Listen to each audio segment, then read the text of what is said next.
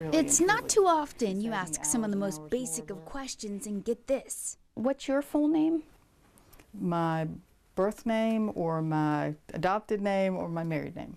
But there's not a whole lot that is typical of Stephanie Young's story. But right now I'm just being called daughter, so that's good for me. It began back in 1959 when she was born in Washington, D.C. as baby Leota to a couple of teens who had to make a decision.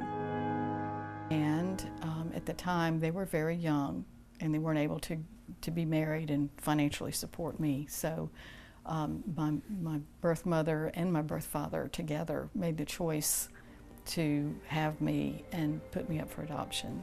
A loving couple adopted her, becoming mom and dad to a little girl they named Stephanie.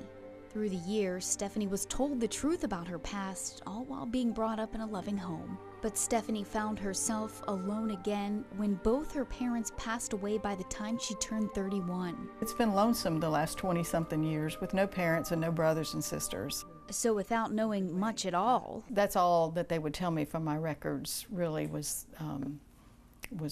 you know, I was born in Washington, D.C. on that date. Stephanie began the search for the woman who gave her life.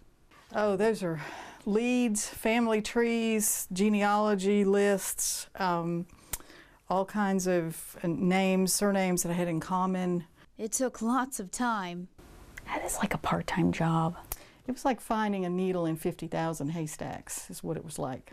And I need help. That help came from an angel of sorts from a Facebook group, a search angel who specializes in genetics and family trees and volunteers to help piece together families. She said my case was the toughest case that she's had so far. A tough case, but not uncrackable. The search angel tracked down Stephanie's father. And he said, yes, that's my daughter.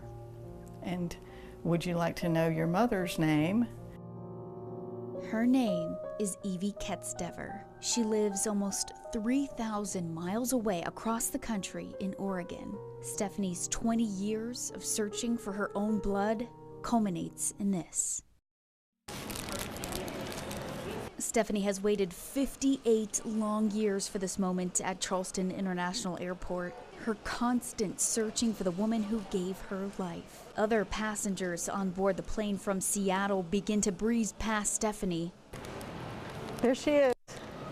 There she is, right there. Here she comes. Until she sees her.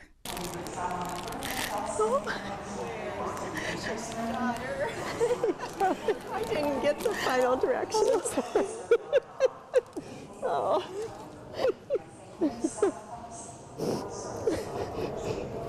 I love you. I love you too. Welcome, special. Welcome home. The two haven't embraced since Stephanie was just days old and Evie her young mother. It's been so long. I've wanted this for a very long time. I looked for you a long time. I love you. I love you too. Stephanie gets to introduce her husband and use that special word for the first time. Hi, this is my husband. Oh, nice to meet you. This is my mom. Oh, let me hug you again. I don't think I can ever get enough hugs.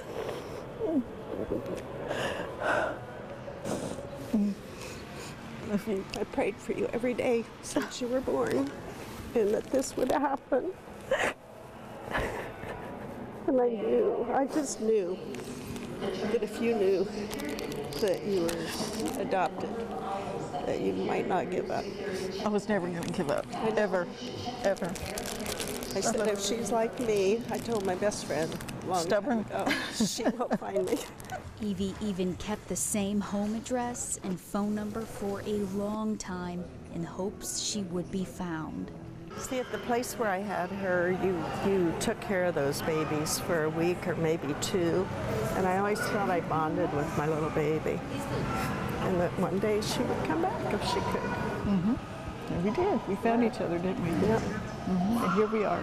I'd always wondered, and I always hoped, and always dreamed, and always prayed, and so never give up hope. Never. Just don't give up.